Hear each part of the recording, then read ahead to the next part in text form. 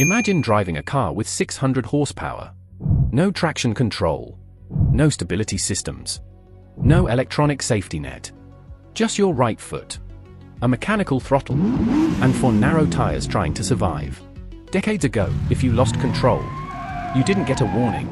You got a crash. Today we're counting down real production cars that were simply too powerful for their time. Machines built before tires, aerodynamics, and electronics were ready. Cars that embarrass supercars. Cars that terrified drivers. Cars that proved one thing. Just because you can build it, doesn't mean the world is ready to handle it. Shelby Cobra for 27, raw American violence. In the mid-1960s, most sports cars made around 150 to 250 horsepower. Then Carroll Shelby looked at a lightweight British roadster and decided to install a 7-liter NASCAR engine. The result?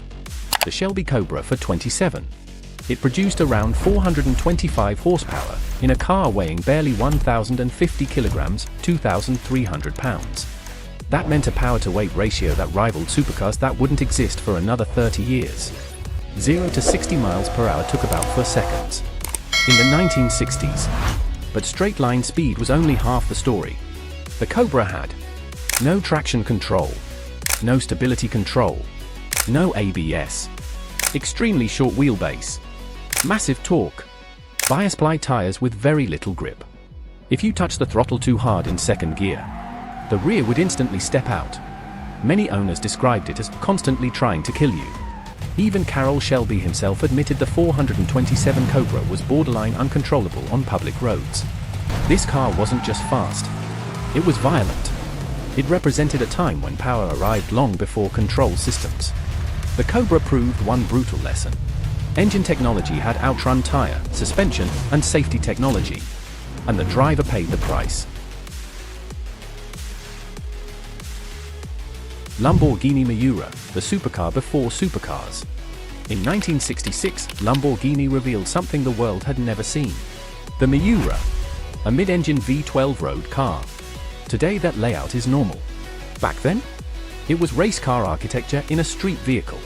The Miura produced around 350 to 385 horsepower depending on version, and could reach 170 plus miles per hour, making it the fastest production car in the world. But the real issue wasn't top speed. It was how the car behaved at speed. The Miura had rear weight bias, soft suspension, narrow tires, aerodynamics that were barely understood. At high speeds, the front end became dangerously light. Owners reported steering that felt vague. The nose would lift. The car could wander. On uneven roads, it was terrifying. Ferruccio Lamborghini wanted beauty and drama. What he accidentally created was the first true supercar before the world had the technology to tame one. Even professional drivers respected it. Not because it was refined, but because it was unpredictable. The Miura forced the industry to confront a new reality. Mid-engine road cars were the future. But the future had arrived before the science was ready. Porsche 930 Turbo, the Widowmaker. In the 1970s, turbocharging was still poorly understood for road cars. Porsche decided to learn the hard way. They built the 911 Turbo, the 930. It made around 260 to 300 horsepower, which doesn't sound extreme today. But here's the problem. Huge turbo, massive lag, rear engine layout, sudden boost delivery. Below 3,500 revolutions per minute, it felt slow. Then the turbo woke up, and the power hit like a hammer. Mid-corner boost meant instant oversteer. Lift the throttle? The weight transfer could spin the car. The 930 earned its nickname honestly. The Widowmaker. Not because it was evil, but because it punished mistakes immediately. You didn't build speed smoothly. You waited. Then all of it arrived at once. Modern turbo cars deliver power progressively. The 930 delivered it violently. It was one of the first production cars to prove that turbocharging, without electronics, could be more dangerous than doubling engine size. It forced Porsche and the entire industry to rethink boost control, suspension geometry, and driver assistance. The 930 wasn't just powerful. It was a lesson written in tire marks. Lancia Delta S for Straydale, a Group B monster with license plates. Group B rally cars are often called the most dangerous racing machines ever built. But what many people don't realize is that some of them were sold to the public. One of the most extreme was the Lancia Delta S for Straydale. It used a 1.8-litre engine that was both turbocharged and supercharged. No lag. Instant boost. Relentless acceleration. The road version produced around 250 horsepower. The race version made over 500 horsepower in a car weighing under 900 kilograms. The chassis was carbon Kevlar. The drivetrain was full all-wheel drive. The sound was unlike anything before or since. But even the detuned road car was brutal. It had no driver aids, extremely stiff suspension, explosive throttle response, racing-derived components. This wasn't a road car. It was a rally car wearing turn signals. The Delta S4 was born from an era where engineers were allowed to build first and ask questions later.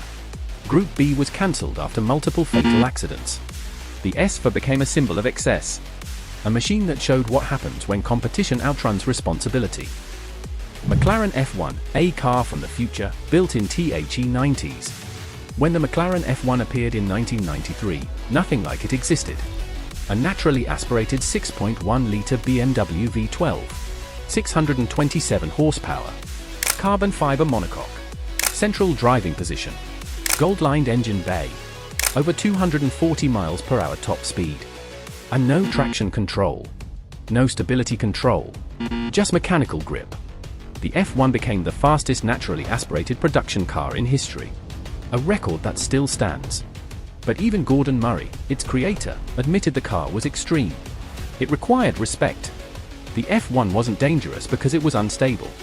It was dangerous because it was too capable.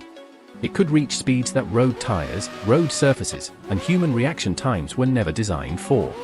The McLaren F1 didn't just redefine supercars. It redefined what a road car was allowed to be. It proved the future had already arrived. The rest of the industry just hadn't caught up yet. The cars you saw today weren't mistakes. They were warnings. They showed what happens when engines evolve faster than safety, tires, and human limits. Because of these machines, we got better aerodynamics, smarter suspensions, traction control, stability systems, modern performance. These were the cars that went too far first. They arrived early. They arrived loud. They arrived dangerous. And they changed the automotive world forever. If you enjoy real car stories, not just specs, subscribe to Dreamline Motors. Comment which of these cars you'd be brave enough to drive.